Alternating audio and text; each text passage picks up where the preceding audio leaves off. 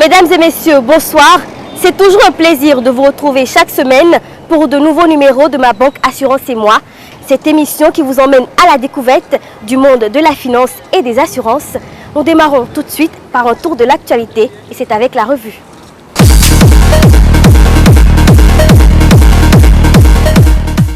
Au menu de cette rubrique, vous retrouverez un bilan de l'exportation du coton au premier trimestre 2019 au Bénin et un entretien avec Clovis Adanzounon sur le rapport sécurité et économie. Vous retrouverez également dans cette rubrique une analyse sur la forte croissance des économies dans l'espace UEMOA et pour finir, plus d'informations sur l'interdiction des denrées alimentaires au Nigeria. On regarde. Cette rubrique vous est offerte par l'Économiste, premier quotidien économique au Bénin, disponible du lundi au vendredi sur toute l'étendue du territoire national. Exportation au premier trimestre 2019, le coton rapporte 88,7 milliards de francs CFA au Bénin.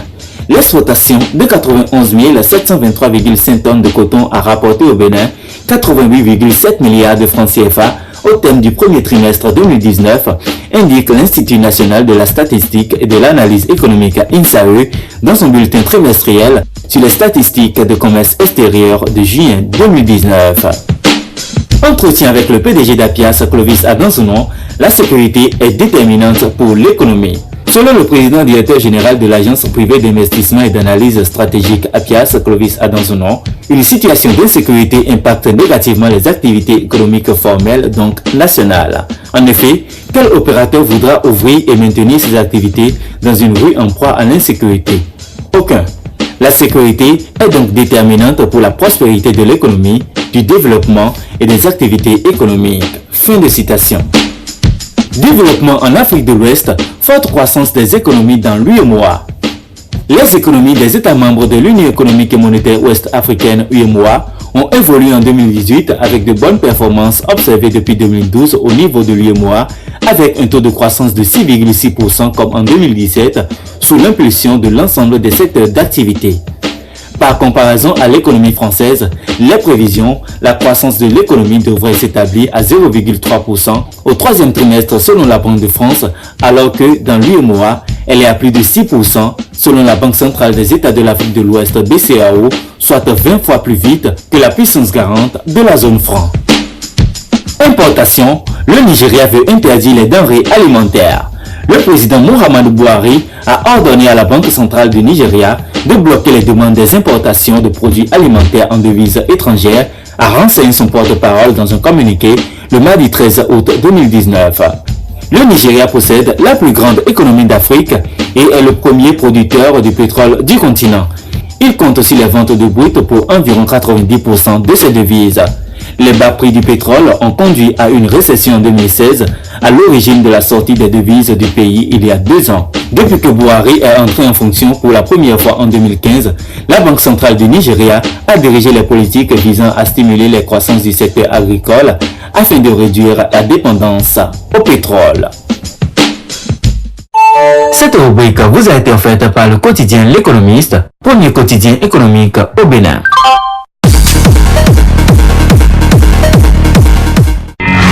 Suivez désormais sur votre chaîne ETélé, votre magazine économique et financier Ma Banque Assurance et moi.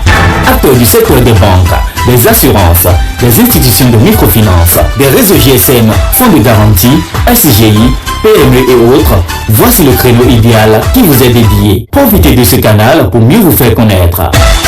Ma Banque Assurance et moi, c'est tous les mercredis et dimanches à 21h sur ETélé, disponible sur Canal+, position 275, sur Strong en option libre et l'ensemble de nos réseaux sociaux. Contactez-nous pour mieux vous faire connaître. Ma Banque Assurance et moi, un programme pas comme les autres.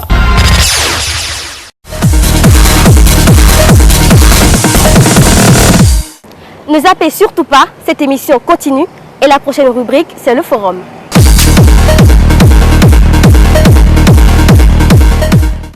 Le secteur de la microfinance au Bénin représente une composante du système financier.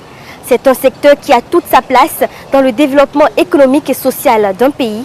Malgré les nombreuses dispositions prises pour le réglementer, plusieurs institutions de microfinance sans autorisation continuent d'exercer. C'est précisément ce dont il est question dans cette rubrique. Pour cela, nous avons recueilli le témoignage de personnes victimes de ces structures illégales. Nous nous sommes aussi entretenus avec Ignace Dovi, directeur général du consortium Alafia. Il est également partenaire de la Smart Company Group, une ONG internationale qui lutte pour la protection des droits des victimes de ces structures. C'est un reportage de Jessica Gauthier.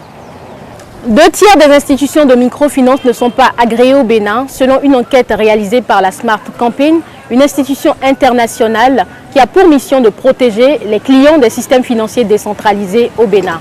Sur le terrain, les spoliés sont nombreux. Quelques-uns ont bien voulu nous donner leur témoignage. Suivez cet élément.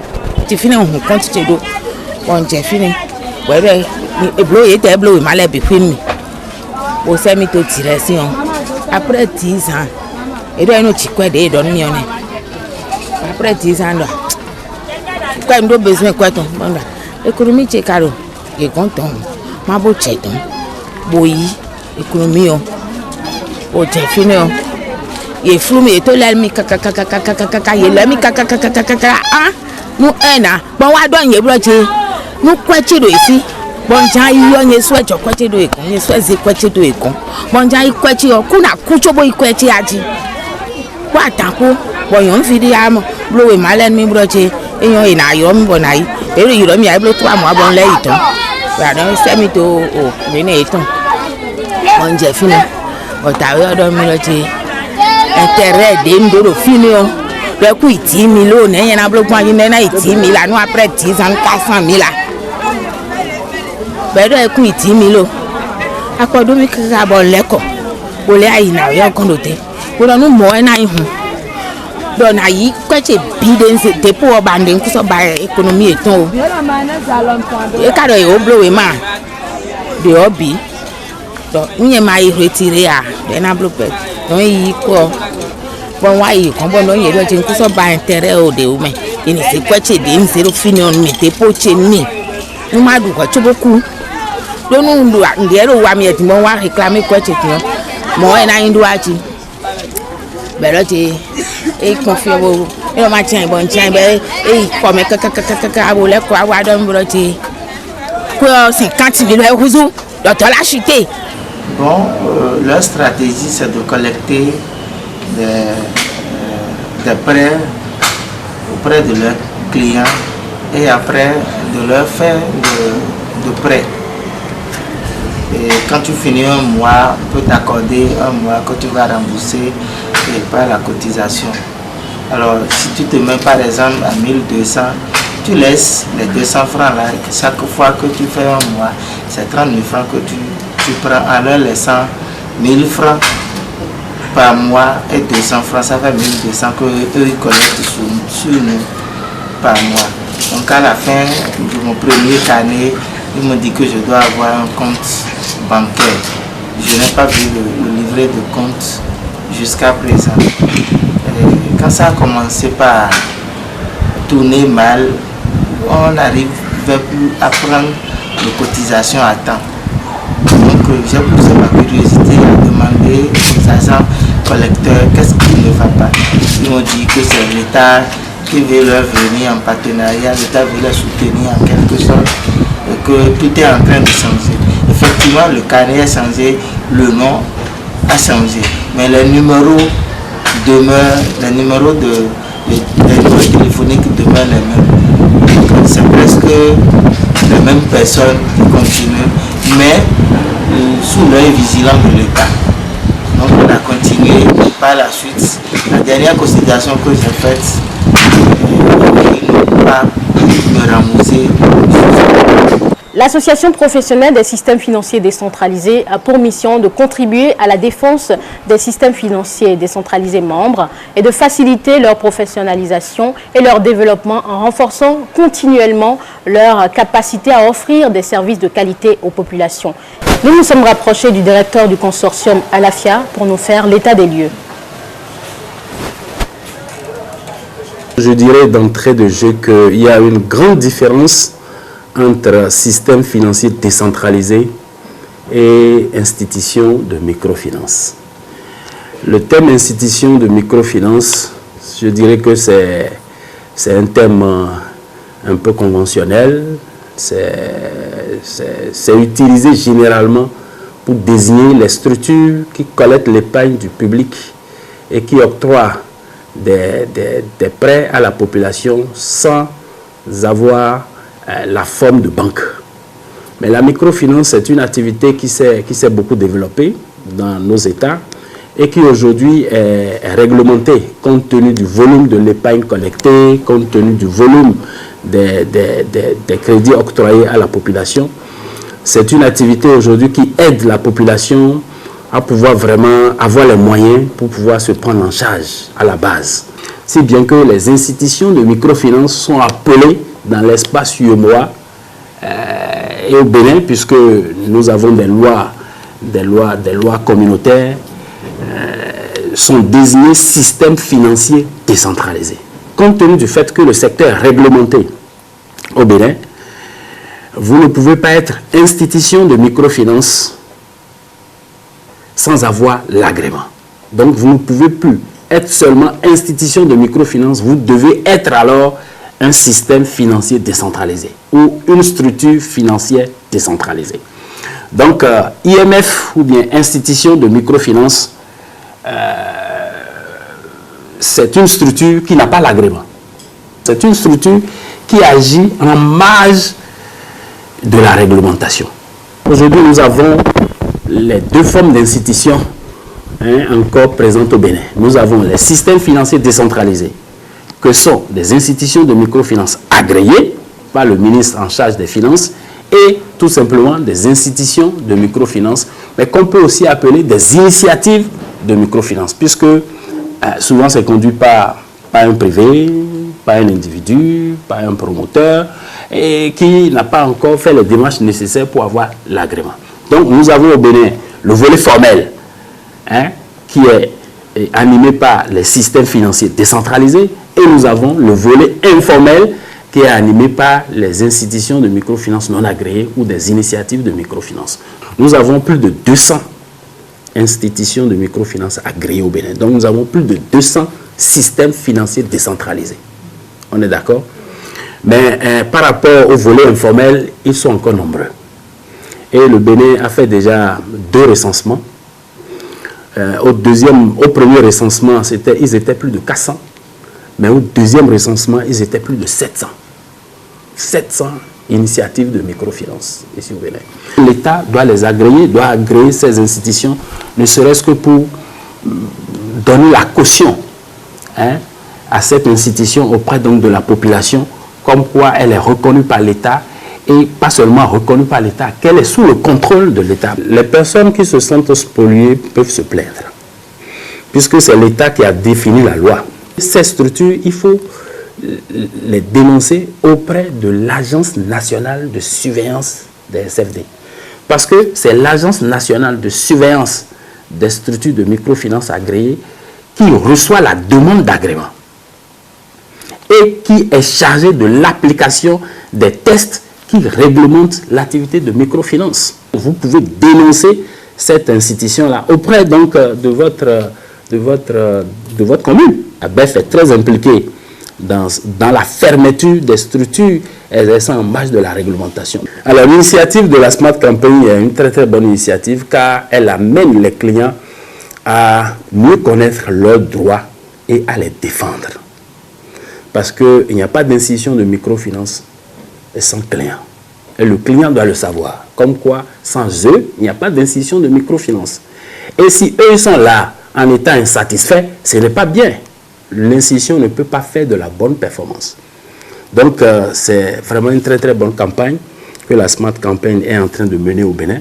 Mais je dirais que cette campagne fait suite à une étude intitulée La voix des clients. Parce qu'avec le consortium Alafia, la Smart Campaign a fait une étude ici au Bénin pour connaître les appréciations des clients des prestations, sur des prestations des systèmes financiers décentralisés. Et les clients ont dit beaucoup de choses. Les clients ont dit beaucoup de choses. Sur le comportement des agents d'institutions de microfinance, sur la qualité des prêts, sur la qualité de l'accueil, sur la qualité des informations privées, leur gestion par les structures de microfinance. Donc la Smart Campaign revient maintenant avec ce programme de sensibilisation des clients pour que les clients puissent connaître leurs droits et soient vraiment en mesure d'exiger que leurs droits soient vraiment respectés par les institutions de microfinance. Merci, Monsieur Ignace Dovi. Je le rappelle, vous êtes le directeur du consortium ALAFIA, l'association professionnelle des systèmes financiers décentralisés au Bénin. C'est moi qui vous remercie très sincèrement. Au plaisir. D'accord, c'est moi qui vous remercie. Et voilà, l'état des lieux est fait. L'État a l'obligation d'assainir le secteur des systèmes financiers décentralisés au Bénin. Si les clients de ces institutions de microfinance ne sont pas satisfaits de la qualité du service, ils doivent donc se rapprocher de l'association professionnelle des systèmes financiers décentralisés afin que leurs plaintes soient enregistrées et traitées à bonne date. Ma banque et moi, ça continue et nous enchaînons tout de suite avec Diko Eco.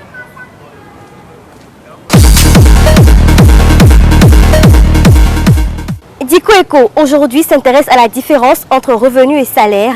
La confusion entre les deux, bien que très courante, est à éviter absolument sur les plans économiques et sociologiques. Pour plus de précision, je vous invite à suivre cet élément. Cette semaine, nous nous intéresserons à deux mots. Il s'agit du salaire et du revenu. Les deux mots salaire et revenu peuvent paraître similaires sans aucune différence. Mais à proprement parler, il y a une différence entre les deux mots. Le mot salaire est souvent utilisé au pluriel alors que le mot revenu est un nom collectif et que le terme revenu est utilisé avec parcimonie. La confusion entre revenu et salaire est donc très courante et induit souvent de grosses erreurs, surtout lorsque les gens demandent des informations relatives au salaire moyen par exemple. Car un salaire est bien une forme de revenu, c'est-à-dire une rétribution en contrepartie d'un travail fourni. Les salaires sont généralement payés par heure, par semaine, par quinzaine ou par mois. Toutefois, le salaire n'est nécessairement pas la seule source de gain. Les sources de revenus sont en effet multiples et incluent entre autres salaire, gains de placement, allocations diverses ou encore retraite. Le mot revenu est utilisé dans un sens tout à fait différent. Cela donne le sens de l'argent que vous recevez. L'argent comprend votre salaire, vos autres revenus, vos emplois supplémentaires à temps partiel ou vos revenus d'intérêt et d'action. Le revenu est généralement calculé par mois. Parfois, à des fins d'audit, le revenu est calculé pour toute l'année. En bref, le revenu peut être défini comme l'argent gagné par la somme de tous les salaires, bénéfices, paiements d'intérêts, actions, loyers, y compris les loyers commerciaux et autres formes de revenus. Pour les salariés, le revenu correspond au total des revenus alors que pour les organisations et les entreprises, le revenu correspond au bénéfice net. Suivez désormais sur votre chaîne ETélé, votre magazine économique et financier Ma Banque Assurance et Moi. Acteurs du secteur des banques, des assurances, des institutions de microfinance, des réseaux GSM, fonds de garantie, SCGI, PME et autres, voici le créneau idéal qui vous est dédié. Profitez de ce canal pour mieux vous faire connaître. Ma Banque Assurance et Moi, c'est tous les mercredis et dimanches à 21h sur ETélé, disponible sur Canal+, position 275, sur Strong en option libre et l'ensemble de nos réseaux sociaux. Contactez-nous pour mieux vous faire connaître. Ma Banque Assurance et Moi, un programme pas comme les autres.